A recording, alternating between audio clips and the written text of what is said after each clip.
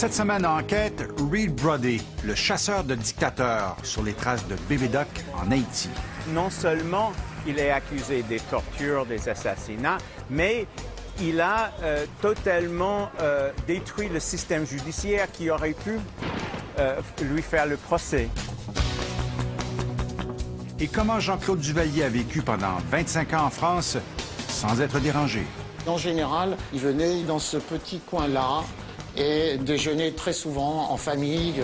Il venait là, disons, très discrètement. Les tribunaux français ont fini par estimer que le linge sale d'Haïti devait être lavé là-bas, en Haïti.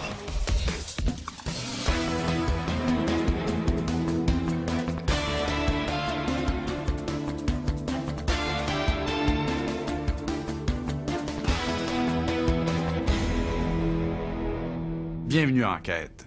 Des dictateurs qui quittent leur pays et vont se cacher, c'est devenu un grand classique. Pensons entre autres à Ben Ali en Tunisie. Les pays qui les hébergent ne s'en vantent pas, mais ne les chassent pas non plus. Jean-Claude Duvalier, l'ex-dictateur d'Haïti, est revenu tranquillement dans son pays après 25 ans d'exil en France en janvier dernier. Une équipe de télévision française a tenté de savoir comment il a été protégé par l'État pendant son séjour en France. Enquête sur le malaise et la complicité des pays amis. À chacune de ces apparitions, les rues de Port-au-Prince s'enflamment.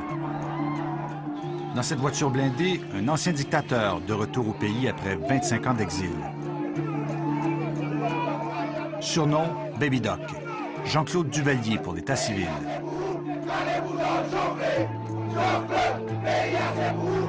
Chacun de ces déplacements se fait sous bonne escorte.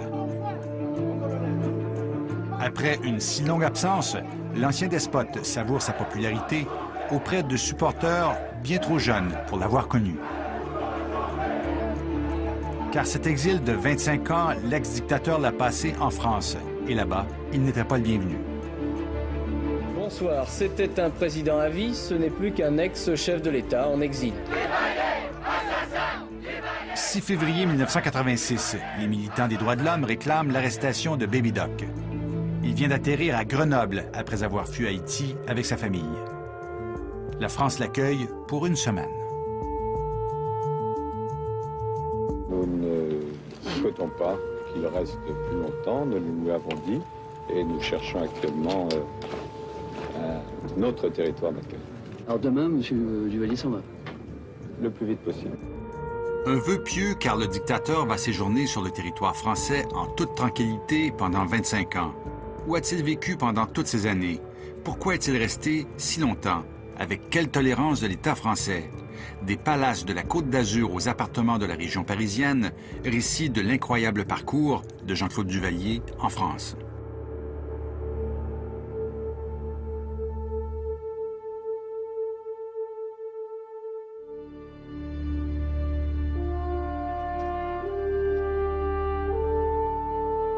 Il a toujours aimé les belles villas du sud de la France. Cette nouvelle résidence avec piscine Duvalier-la loue pour près de 15 000 $ par mois. L'ex-dictateur ne se cache pas. Les fins de semaine, il s'affiche même sur la croisette. Dimanche fin d'après-midi, Jean-Claude Duvalier et 2 gardes du corps sortent de leur retraite, direction Cannes. Les seules archives de cette époque le montrent à la terrasse d'un café. L'image d'un homme tranquille, à l'abri de tout danger. Car il est persuadé qu'ici en France, il ne court aucun risque.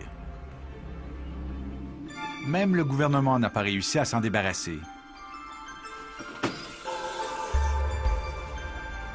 En 86, la France est dirigée par un tout jeune premier ministre, Laurent Fabius. Oui, bonjour. Pour lui, Duvalier, c'est un mauvais souvenir. Un coup de bluff des Américains qui tournent la France en ridicule. Venez, Gabriel, vous pouvez commencer à corriger ça. Si vous voulez faire. Venez, venez. Je crois que vous voulez m'interroger sur Haïti. À l'époque, Haïti est au bord de la guerre civile. Le peuple haïtien réclame le départ de Baby Doc. C'est intéressant, parce que c'est un bouquin que j'ai écrit. Oui, vous en avez je parlé t'écris dans les votre choses. livre, voilà. Alors, c'est très bien parce que ça permet... Et voilà ce qu'il écrit dans ses mémoires. Pour éviter un bain de sang entre les armées de Duvalier et les Haïtiens, les Américains exfiltrent le dictateur en avion. Il le dépose en France et promet à Roland Dumas, le ministre des Affaires étrangères, de revenir chercher Baby Doc 7 jours plus tard.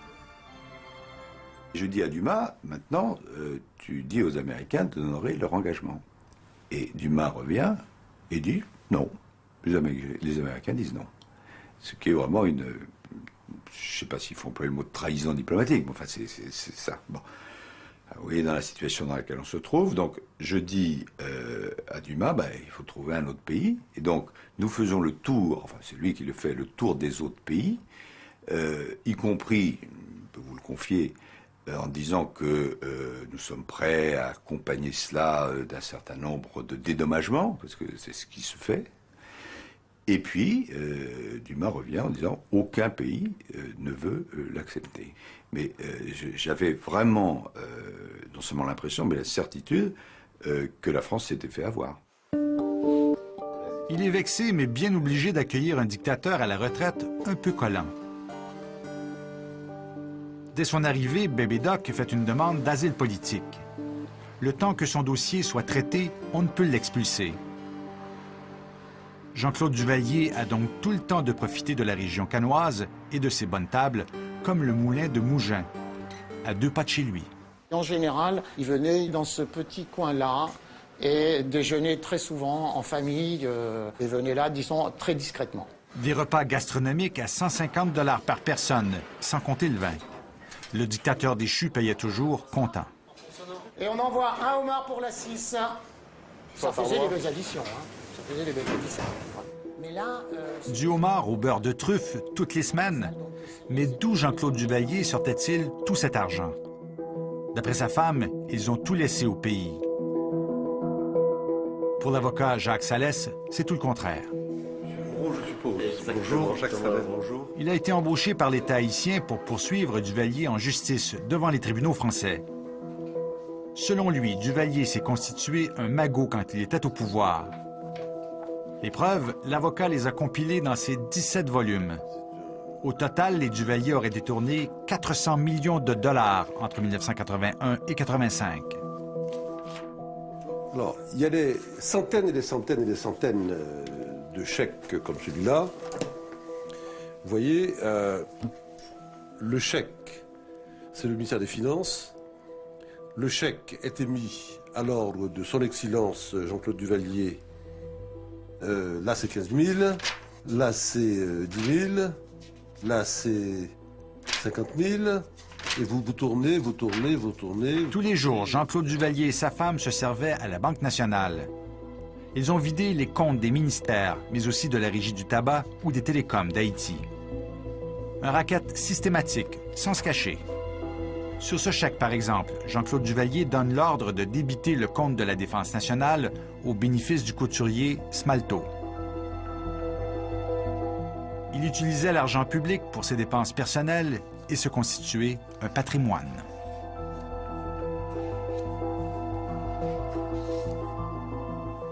On a pu montrer qu'ils ont acheté plusieurs appartements à Neuilly et à Paris, un petit château dans l'Oise, un appartement dans la Trump Tower à New York, un petit yacht à Miami, et j'en passe. Fort de ces preuves, Jacques Salès dépose une plainte en France pour détournement de fonds. Une procédure lancée en 1986 qui ira jusqu'en cour de cassation, la plus haute juridiction française. Les conseillers des dictateurs font tout. Disons que les tribunaux français ont fini par estimer que le linge sale d'Haïti devait être lavé là-bas en Haïti. Une fois de plus, Duvalier s'en sort. Après la pause, Jean-Claude Duvalier est ruiné et ne paie plus ses factures. Monsieur Duvalier nous doit 4 500 francs depuis le mois de mai l'année dernière. Et ça, il était capable de m'en boire 4 dans la matinée. Ce type-là, il est dans notre territoire. Il plante allègrement des commerçants et il n'y a personne qui bouge. C'est quoi ce cirque?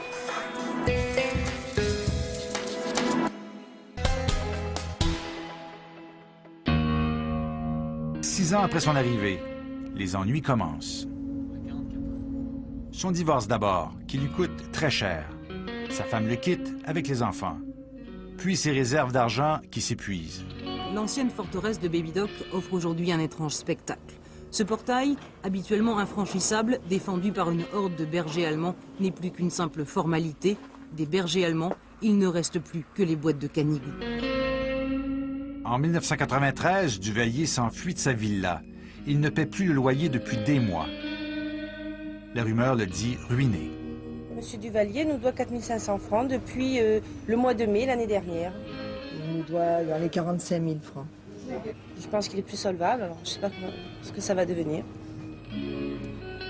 À cette époque, personne ne sait où se trouve l'ex-dictateur. Pas même Patrick Budaille. Il l'a pourtant croisé tous les matins à l'hôtel.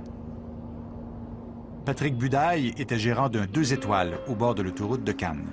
C'est là? Oui, c'est là. Un matin, au milieu de l'été 95, il voit débarquer un étrange couple. Monsieur et Madame Valère. Ils ont réservé 2 chambres à près de 70 $. Pourquoi ils avaient choisi ces chambres? C'est que, comme ils avaient prévu quand même pour un séjour relativement long, on va dire, l'avantage, c'est que c'était les seules qui étaient communicantes. Donc il y avait ici monsieur Duvalier. Donc il y avait monsieur et madame. Et madame, c'était sa maman en fait? C'était sa mère. Enfin, mais ça, je l'ai su après. Jean-Claude Duvalier d'un côté, sa mère de l'autre, dans des chambres de 9 mètres carrés avec télé et petite salle de bain. On est loin, très loin des villas de la côte. Il faisait pas mal de va-et-vient quand il s'embêtait dans la coursive. Il se baladait et puis quand il avait marre de marcher, il direction le bar et là il demandait un americano. Il les aimait bien. L'americano, c'est la spécialité de la maison. J'espère que j'ai gardé la main. Parce que ça fait un moment que j'en ai pas fait. Hein. Un tiers de vermouth rouge, un tiers de vermouth blanc, un tiers de Campari. Et la touche finale du patron. Le petit coup de main que j'avais, j'ai rajouté un trait de gin. Et ça, avec une tranche d'orange, une tranche de citron, le tout bien frappé. Et ça, il était capable de m'en boire 4 dans la matinée. Donc après, il était en forme. Mais Jean-Claude Duvalier n'a même plus de quoi régler ses americanos. Ni les chambres d'ailleurs. Il reste des semaines à l'hôtel, en pension complète, sans sortir d'argent. Patrick Budaille téléphone aux gendarmes. Surprise, pour une banale affaire d'escroquerie, la brigade se déplace au grand complet. J'avais l'impression qu'il y avait un commando qui avait débarqué. De la folie. Des képis partout. Je me suis dit, mais qu'est-ce qui se passe? Là, il m'annonce, il me dit, écoutez, voilà, il y a une chose, apparemment, vous n'avez pas bien... On n'a pas l'impression que vous avez saisi, mais c'est monsieur et madame Valère, c'est pas monsieur et madame Valère, c'est monsieur Duvalier, le dictateur d'Haïti. Je dis, comment? Qu'est-ce que vous me racontez comme connerie, là? La note sera finalement réglée, mais l'hôtelier n'est pas au bout de ses surprises. Non seulement les gendarmes savaient déjà que les Duvalier étaient là, mais ils demandent au gérant de les reprendre à l'hôtel. Le couple reste un mois de plus et ne paye toujours pas. Jusqu'à ce matin de novembre où ils s'enfuient en voiture, laissant derrière eux une nouvelle facture de plus de 20 000 $. Mais ce qu'ils ne savent pas, c'est qu'ils sont suivis par un hôtelier en colère.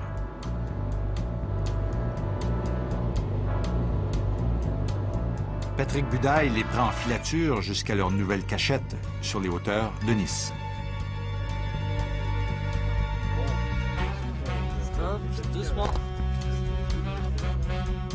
C'est ce chemin-là qu'on prenait pour justement éviter de se faire repérer peut-être dans la maison. Pendant un mois, l'hôtelier note toutes les allées et venues des Duvalier. Une plainte est déposée à la gendarmerie, classée sans suite. 15 ans après les faits, Patrick Budaille n'a toujours pas récupéré ses 20 000 $. À l'époque, j'étais vraiment en boule parce que je me disais, mais qu'est-ce que c'est que ce cirque? On est en France. On nous bassine tous les jours qu'on est les pays du droit de l'homme. On récupère un dictateur qui est reconnu pour être Barjot de Barjot, hein, et qui est poursuivi par X associations. Et ce type-là, il est dans notre territoire, il plante allègrement des commerçants et il n'y a personne qui bouge. Je dis, c'est quoi ce cirque? Durant toutes ces années, l'État français a-t-il protégé un dictateur, aujourd'hui accusé de crimes contre l'humanité?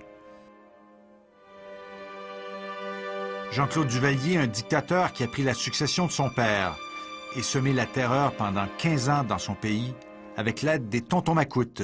Est-ce que vous allez conserver l'idée de faire des élections l'an prochain? Il n'a jamais été question d'organiser d'élections. Pas d'élections. Et vous êtes président à vie?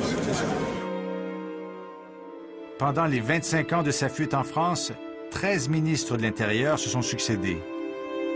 Aucun d'entre eux n'a tenté d'expulser l'ancien dictateur, pourtant sans papier sur le territoire français. Ces ministres disent ne pas se souvenir de Duvalier. Il s'est fondu dans la nature et peu à peu, tout le monde l'oublie. Baby Doc loue un petit appartement dans cet immeuble du 15e arrondissement. Ici à Paris, Baby Doc peut compter sur le soutien d'anciens fidèles, comme Jean-Claude Innocent, un courtier en assurance, toujours très occupé à ranger son bureau. Son père était tonton Macoute en Haïti. Jean-Claude Innocent a deux idoles, Jésus-Christ et Jean-Claude Duvalier. Les deux hommes deviennent proches. Ces 2 dernières années, ils dînent souvent ensemble, dans une brasserie voisine. Pendant que Jean-Claude Innocent commande des bières, Duvalier, lui, est à la diète. Fini les Americanos, il souffre de diabète. L'ex-dictateur a le mal du pays. Je l'ai vu ici, mais c'est comme si c'est quelqu'un qui était déraciné. Il était très nostalgique? Oui. Je pense que, à un moment, ça devient une obsession. On parle beaucoup d'Haïti. La nostalgie d'Haïti. C'est peut-être l'une des raisons de son retour au pays. Un voyage plutôt risqué. Dès son arrivée, la justice haïtienne l'a inculpé de corruption, détournement de fonds publics et association de malfaiteurs. Et plusieurs plaintes ont été déposées pour crimes contre l'humanité. Après la pause, le chasseur de dictateurs sur les traces de Jean-Claude Duvalier en Haïti. Un dictateur accusé des pires crimes, il revient. Est-ce qu'on peut permettre pour Haïti et pour le monde qu'il rentre en toute impunité?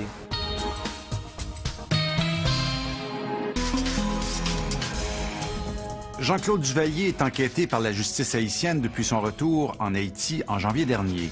Il a été inculpé de détournement de fonds et pourrait être accusé de crimes contre l'humanité. En attendant, il vit tranquillement à Port-au-Prince. Pourquoi l'a-t-on laissé revenir? L'avocat Reed Brody est un de ceux qui font pression avec les victimes pour qu'un procès ait lieu contre Baby Doc. Une de nos équipes a suivi ce chasseur de dictateurs à Port-au-Prince dans son combat contre l'impunité.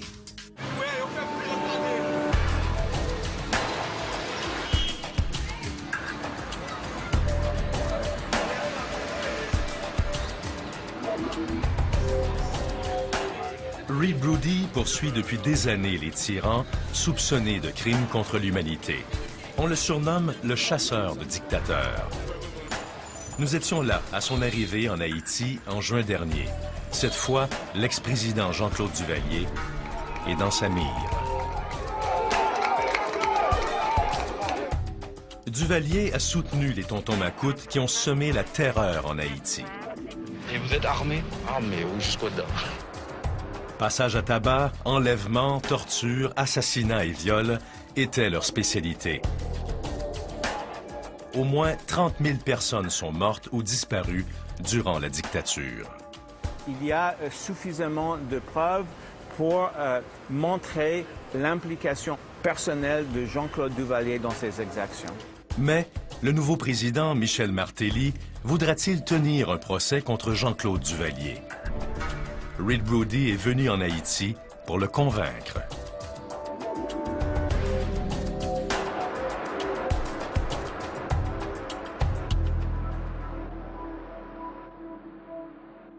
Reed Brody travaille pour Human Rights Watch.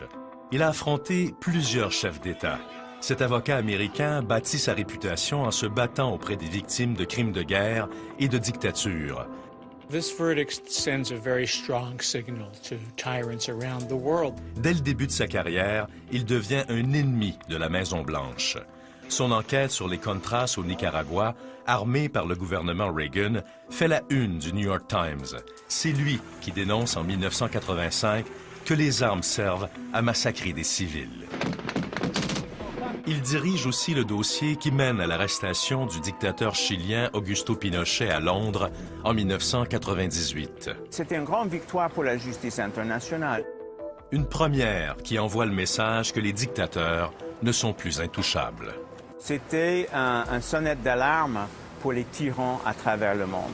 L'ex-dictateur du Tchad, Hissène Habré, est également sur la liste de Brody. It's no secret that Hissène Habré left Chad with the contents of his country's treasury. Depuis plus de 10 ans, il tente d'organiser un procès à ce despote qui aurait ordonné la mort de 40 000 personnes. Et pendant longtemps, la personne gémit longtemps avant de mourir. Pourquoi tenter de poursuivre, d'intenter des poursuites contre Jean-Claude Duvalier? Bon, c'est Jean-Claude Duvalier qui a décidé de retourner en Haïti. Je pense que ça a été un choc pour le système. Certes, on l'avait oublié, mais quand Jean-Claude Duvalier vient en Haïti, c'est un choc. Un dictateur accusé des pires crimes, il revient. Est-ce qu'on peut permettre pour Haïti et pour le monde qu'il rentre en toute impunité? En janvier 2011, un an après le séisme, Duvalier revient en Haïti après 25 ans d'exil. Haïti est à reconstruire et des centaines de milliers d'Haïtiens vivent dans les camps. Le gouvernement de René Préval en a plein les bras et n'était pas prévenu du retour de Duvalier. La justice a été mise en marche pour voir, pour analyser, sans esprit de revanche, et le cas de Duvalier. Donc actuellement, il y a un juge d'instruction là qui mène l'enquête dans son dossier. René Magloire était conseiller juridique du gouvernement de René Préval. C'est lui qui a demandé l'aide de Reed Brody. Crime contre l'humanité, oui, c'est une première en Haïti. C'est une première en Haïti. Et c'est la raison pour laquelle il y a une équipe qui avait été montée avec des juristes haïtiens et des juristes étrangers pour justement déblayer le terrain. On dirait que Duvalier, il a commis le crime parfait. Parce que non seulement il est accusé des tortures, des assassinats, mais il a totalement détruit le système judiciaire qui aurait pu lui faire le procès. Le duvalierisme, ce système basé sur la corruption et la violence, est toujours présent. Haïti a aujourd'hui un nouveau président, Michel Martelly. Je pense qu'il a tout à y gagner, le président Martelly. Je pense que c'est une occasion pour lui de s'affranchir de cet héritage, de s'affranchir de ces étiquettes, de montrer qu'il est libre, qu'il est au-dessous de tout cela. Reed Brody est patient et surtout tenace. Il sait qu'il doit obtenir l'appui du président. Mais pour l'instant, sa demande de rendez-vous avec Martelly reste sans réponse. La volonté politique du gouvernement sera très importante. Mais ce qui est primordial pour le moment, c'est la détermination des victimes. L'accueil exubérant de quelques centaines de supporters au retour de Duvalier cache mal les blessures laissées par plus de 30 ans de duvalierisme. Si personne ne dit rien, si Duvalier rentre, s'il n'y a pas de cris et on accepte que c'était normal, on accepte qu'en Haïti, il n'y a pas de justice. Nous allons nous revoir, mais après. Les victimes, encore ébranlées, se regroupent rapidement. Elles réclament que Duvalier soit puni pour ses crimes. Mais les victimes qui sont au cours de cette table et que nous représentons les autres qui sont absents, c'est des gens qui ne demandent pas d'argent, ils ne demandent pas qu'on leur paye des maisons, ils ne demandent pas qu'on leur paye des soins de santé, ils demandent justice. Il y a deux types de preuves. Il y a ce qu'on appelle le crime base, donc il y a tellement de morts, il y a tellement de tortures, mais puis il y a des preuves qui font le lien entre les crimes et le chef de l'État. Reed Brody et son assistante rencontrent pour la première fois le collectif des victimes. Michelle Montas est une des leaders du groupe et la première à avoir porté plainte contre l'ex-président à vie. C'était le choc qu'un dictateur revienne en Haïti estimant qu'il pouvait revenir absolument sans qu'il y ait de punition quelconque, estimant qu'il avait le droit d'être là, estimant que son régime avait été positif pour le pays. Il a parlé du fait qu'il avait installé la démocratie en Haïti, c'était ses premières déclarations. Je ne pouvais pas tolérer ça. Elle vit aujourd'hui sous haute surveillance dans sa résidence de Port-au-Prince, où Reed Brody est venu la rencontrer en privé. Cet ex-journaliste travaille aujourd'hui pour les Nations Unies. Nous avons 3000 heures d'archives sur même Haïti. On essaie de les faire mettre sur MP3. Ce que je refuse, c'est d'accepter que la peur revienne dans cette société. Et c'est ça le duvalierisme. Le duvalierisme, ça a été la peur. Le duvalierisme, c'est François Duvalier, surnommé Papa Doc, qui l'instaure en 1957 lorsqu'il est élu président. Il crée alors sa propre milice, les Tontons Macoutes, qui font régner la loi de façon brutale. Après sa mort en 1971, Jean-Claude, son fils âgé de 19 ans, hérite de la présidence à vie. Sous Bébé Doc, les arrestations arbitraires, la torture et les assassinats se poursuivent. Alors notre devise pour les VSM, ce que vous appelez les Tontons Macoutes, c'est couper tête, brûler caille. Couper les têtes, brûler les cailles, brûler les maisons. J'ai l'histoire de quelqu'un qui a été arrêté, transporté de la ville du Cap-Haïtien à Port-au-Prince, avec, dans un seau, la tête de son compagnon. En 1980, elle et son mari, le journaliste Jean-Dominique, sont contraints à l'exil. Leur crime, avoir réclamé la démocratie et dénoncé l'injustice sur les ondes de Radio Haïti. On a arrêté tous ceux qui étaient à la radio et des gens, des hommes armés sont rentrés et ont détruit tout l'équipement des studios à coups de crosse, de revolver, coups de crosse de mitrailleuse, coups de crosse et tout le monde a été arrêté. Après le départ de Duvalier en 86, Michel Montas et son mari reviennent dans leur pays. Ils continuent de réclamer la démocratie. La question n'est pas d'élire bientôt tout de suite un chef d'État, mais avant de l'élire, de déraciner le macoutisme, de déraciner le duvalierisme. Jean-Dominique est assassiné en 2000. Haïti demeure un pays instable et violent. Michel Montas réclame justice pour son mari. Je disais, quand est-ce qu'on trouvera justice? Je disais, si Jean-Dominique ne trouve pas justice, quel Haïtien trouvera justice? Je disais, on dénonçais l'impunité dans le cas d'autres assassinats. Mais réclamer justice est dangereux en Haïti. Michel Montas est aussi victime d'une tentative d'assassinat 3 ans plus tard. La clôture en métal devant sa résidence porte encore les marques des projectiles qui ont failli la tuer. Elle conserve les douilles des balles qu'on a tirées sur son mari, sur elle et sur Radio Haïti au fil des ans. On voit les victimes tenaces. C'est dangereux ce qu'ils font parce qu'on n'est jamais en sécurité dans ce pays. Les Haïtiens doutent de la volonté du nouveau président Martelly de poursuivre les démarches judiciaires entreprises par l'ancien gouvernement de René Préval. Je crois que M. Martelly a des sympathies pour le duvalierisme. Il en a eu quand il était jeune. Il les a réitérées pendant sa candidature. Porter plainte contre Duvalier, c'est pour certains d'entre eux une façon d'honorer la mémoire des disparus. Mon collègue, mon camarade, mon frère, ma sœur, mon oncle, mon père qui était là aussi, ils ne sont plus là. Ils ne sont plus là pas parce qu'ils ont été malades chez eux, ils ne sont plus là parce que soit ils sont des disparus, soit ils ont été fusillés, soit ils ont été tellement maltraités pendant qu'ils étaient en prison qu'ils en sont morts et on n'a même jamais pu voir leur cadavre.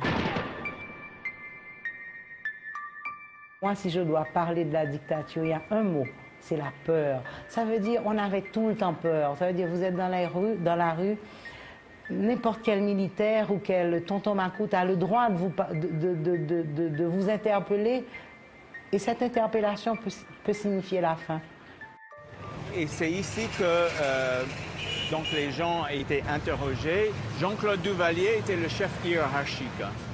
On est juste à côté du palais présidentiel. C'est difficile de ne pas savoir ce qui s'est passé. C'est impossible qu'ils ne savaient pas. D'ailleurs, on amenait des listes des personnes qui étaient là. Ensuite, on les amenait à Fort-Dimanche pour pourrir. Fort-Dimanche, un des plus sinistres vestiges de l'ère Duvalier. C'est dans les décombres de cette prison devenue aujourd'hui bidonville que Reed Brody donne rendez-vous à Bobby Duval. La cellule de Fort-Dimanche, on l'appelait l'enfer des hommes. C'était vraiment là le camp d'extermination. Ça veut dire que quand vous étiez condamné à rentrer dans cette prison-là, vous ne devriez pas sortir naturellement. J'ai vécu le calvaire de vivre 8 mois dans cette prison. On a comptabilisé pendant mes 8 mois 180 morts. Des milliers de prisonniers politiques sont morts à Fort-Dimanche. 34 ans plus tard, revenir sur les lieux de ce cauchemar est une expérience douloureuse pour Bobby Duval. C'est toujours un problème, c'est toujours très... Mais on peut aller voir. Je vais vous montrer exactement l'espace là où j'étais. Tu vois? Imaginez-vous que, voilà, ça c'est une cellule de 3 mètres par 4 mètres. Là, imaginez-vous qu'on était 40 personnes. 40 cadavres, pratiquement. Bobby Duval cherche encore à savoir pourquoi il a été enfermé à Fort-Dimanche. Bon, on m'a jamais dit pourquoi, hein. Jusqu'à présent, c'est une des raisons pourquoi je porte plainte. C'est parce que je veux exiger de la justice haïtienne et des responsables d'alors pour me dire qu'est-ce qu'ils me reprochent, qu'est-ce qu'ils m'ont reproché. On ne peut pas oublier ce qui s'est passé là. Après la pause, Reed Brody recherche des appuis dans son combat. Nous savons que le juge Chavez, lui, il est très bien en tant que juge d'instruction. Il connaît la loi. Pourquoi? Il viole la loi. Quand il a été voir Jean-Claude Duvalier sans son greffier. Pas aujourd'hui. Je suis là avec des journalistes. Je leur ai montré le gris. En arrivant à Port-au-Prince, il est frappant de voir autant de graffitis souhaitant la bienvenue à Jean-Claude Duvalier. Lorsque vous voyez ce graffiti, cette inscription « Bon retour, Jean-Claude Duvalier », est-ce que ça vous donne l'impression que les Haïtiens ont oublié la dictature? Il y a un proverbe haïtien qui dit « Boucaille blié, poté mac songé ». Celui qui porte le coup oublie, celui qui porte la cicatrice se souvient. Le problème, c'est qu'il y a des générations qui ne connaissent pas l'histoire d'Haïti. C'est tragique, d'ailleurs. Le système de justice haïtien est en lambeaux. L'édifice même du ministère s'est effondré lors du tremblement de terre. Dans ces ruines, on retrouve beaucoup de détresse. Haïti ne fonctionne plus. Ses habitants tentent de survivre dans les décombres. Souvent, on dit, mais avec tous les problèmes qu'ont les Haïtiens, ils vont encore chercher à traduire Jean-Claude Duvalier en justice. Moi, je dis qu'un procès pour Jean-Claude Duvalier pourrait être un moteur pour reconstruire l'état de droit. Est-ce que vous savez que le Code pénal haïtien date de 1835? La deuxième chose, dans le corpus des lois en Haïti, on est tributaire d'un ensemble de lois qui ont été produites par le régime des Duvalier. Ces gens-là n'étant pas connus comme étant des démocrates, vous voyez les carcans que cela pose. La poursuite contre l'ex-dictateur Duvalier est un travail colossal. Reed Brody est appuyé par le Bureau des avocats internationaux à Port-au-Prince. Ça va, Mario? Très bien, Mario. Ça va très bien. Il retrouve Mario Joseph, avec qui il a fondé ce bureau dans les années 90.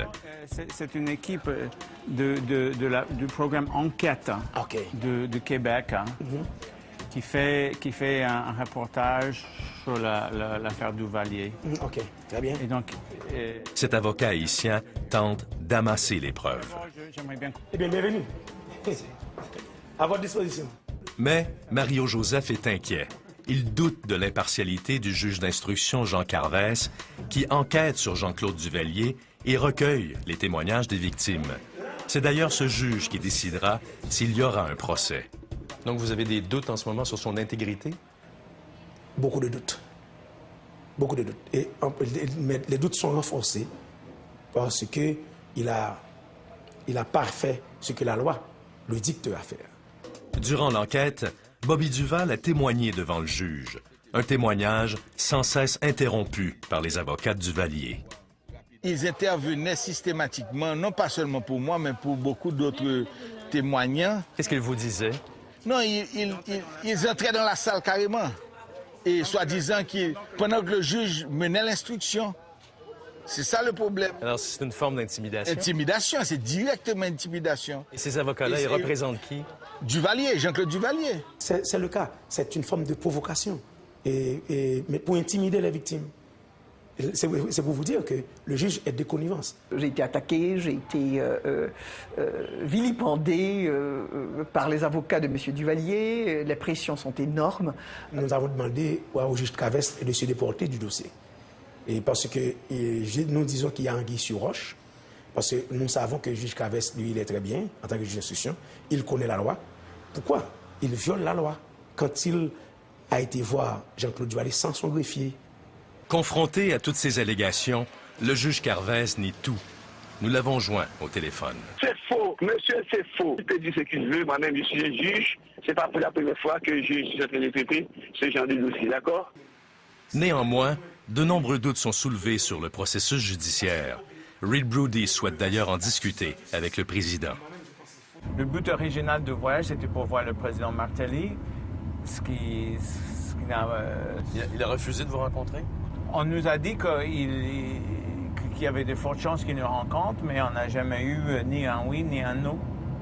En attendant, il frappe aux portes de plusieurs ambassades pour obtenir des appuis. Nous avons rendez-vous avec Madame l'ambassadeur. Vous rencontrez ce matin l'ambassadrice de l'Union européenne en Haïti.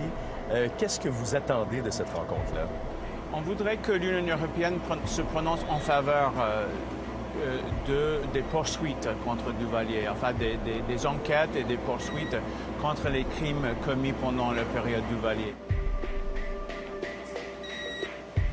45 minutes plus tard, il ressort de cette rencontre sans engagement ferme de l'Europe. On ne peut pas en même temps exiger férocement pendant 16 ans l'arrestation de Mladic en ex-Yougoslavie, l'inculpation de Kadhafi, etc. et laisser passer un dictateur comme Duvalier. Mais on a trouvé une compréhension. Dictator Hunter and his sidekick get in the car. Même refrain du côté de l'ambassadeur des États-Unis. Malheureusement, il y a une perception que les États-Unis ne veulent pas le procès de Duvalier. Et donc, je pense qu'il doit aussi contrecarrer un peu cette impression-là. Je pense qu'il est sympathique à cette idée. Je voudrais maintenant que cette sympathie se traduise par des actions concrètes. Reed Brody reçoit cependant l'appui du Canada. Ottawa estime que Duvalier doit être jugé. Les nouvelles sont moins bonnes à Port-au-Prince. Brody n'obtiendra pas de rencontre avec Martelly. De notre côté, après plusieurs démarches et appels et courriels, le président accepte finalement de nous accorder une entrevue. Tous ceux qui ont ou commettront des crimes devront être traduits devant la justice, aussi simple que ça. Et ça inclut le président, l'ex-président Duvalier? Ça inclut tous ceux qui ont commis des crimes. Dont l'ex-président Duvalier? Tous ceux qui ont commis des crimes. Le nouveau président d'Haïti refuse de montrer du doigt Jean-Claude Duvalier. Une amnistie, pas seulement envers Duvalier, Aristide Eco, mais l'un envers l'autre. Parce qu'il y a cette division, il y a ce peuple qui est déchiré, tiraillé. Il n'y a pas cette union au pays. Et vous parlez de pardonner, mais en même temps, vous parlez de traduire ceux qui ont commis des crimes. Est-ce qu'il n'y a pas une contradiction? Je crois qu'il faudrait passer par cette étape d'amnistie générale, enfin. Du même souffle, Michel Martelly réaffirme l'importance de respecter les lois. On ne peut pas voler l'argent du pays et puis circuler comme ça librement, comme si c'était normal. Mais M. Duvalier qui est revenu et dont il y a des rapports comme quoi il a volé l'argent du pays, il se promène comme il veut en ce moment en Haïti. Il y en a plusieurs. C'est une culture. C'est une culture. Nous avons tenté de parler avec Jean-Claude Duvalier, mais nos nombreux appels sont restés sans réponse. On ne peut pas se permettre le luxe de continuer à avoir peur le reste de sa vie. L'enjeu pour moi d'arriver au procès de Duvalier, Pour moi, ce n'est pas tant l'issue du procès, est-ce qu'il va être acquitté ou pas, mais le fait que le procès puisse exister, qu'il puisse se tenir, pour moi, c'est quelque chose d'essentiel. Ne pas témoigner, ne pas dire la vérité, c'est une trahison envers ceux qui sont jeunes et qui, aujourd'hui, ne savent pas et qui sont condamnés à répéter ce qui s'est passé. Vous savez, une dictature est encore possible en Haïti, malgré les acquis des 20 dernières années. Une dictature peut encore revenir. Pour Reed Brody, ce court séjour en Haïti n'est qu'une étape dans cette lutte contre l'impunité. Il refuse de parler d'échec. Jusqu'à un certain point, le temps joue pour nous parce que ça nous permet et de rassembler des preuves et de mobiliser encore l'opinion nationale et l'opinion internationale. Il n'aime pas beaucoup le surnom de chasseur de dictateurs, même s'il admet que parfois ça peut servir les causes qu'il défend. J'ai apporté du confort et du support aux victimes dans plusieurs cas. Et de cela, je suis fier et content. Maintenant qu'on veut dire chasseur-dictateur, bon, ça, c'est les autres qui le diront et j'accepterai dans la mesure où ça nous aide. Moi, j'aime beaucoup ce que je fais parce que je rencontre des gens formidables. Des gens comme Michel Montas, comme Bobby Duval ici en Haïti, comme Suleiman Gengeng au Tchad, les victimes de Pinochet. Ce sont les gens qui ont transformé leur situation de victime en projet. Ils ont transformé la victimisation en lutte. Et c'est là où l'humanité progresse.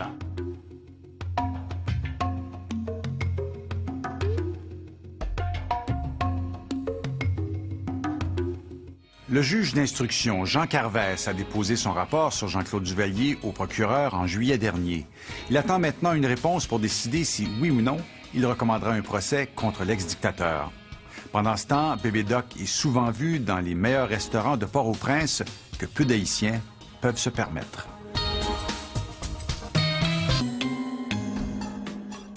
La semaine prochaine, le rapport Duchesneau déposé dernièrement soulignait en toutes lettres l'absence flagrante de concurrence dans le marché de l'asphalte au Québec. Une de nos équipes a scruté à la loupe le marché du bas du fleuve, Gaspésie.